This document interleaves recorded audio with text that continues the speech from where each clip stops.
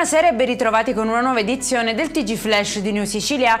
In apertura cresce la tensione nelle carceri siciliane, turni massacranti di 13 ore, carenze strutturali e continue aggressioni agli agenti. Per ultimo ad Agrigento 3 poliziotti penitenziari sono rimasti feriti dopo l'ennesima violenza scoppiata per futili motivi.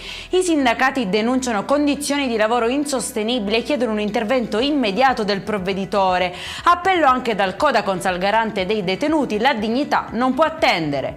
Si chiude invece senza colpevoli l'inchiesta che vedeva indagati 7 magistrati e 2 giornaliste per abuso d'ufficio e rivelazione di segreto.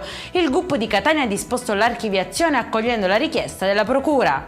Condannato il vice sindaco di Lampedusa, Attilio Lucia, per una manifestazione non autorizzata durante i maxi sbarchi del 2023. Difendere Lampedusa non è un reato, ha dichiarato, annunciando una battaglia legale insieme ai suoi avvocati.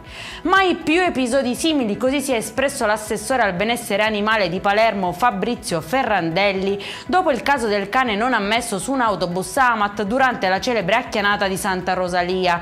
Ha chiesto all'azienda di adeguare il regolamento ricordando che la legge regionale del 2022 consente l'accesso agli animali sui mezzi pubblici con l'unico obbligo di guinzaglia e museruola senza distinzione di taglia.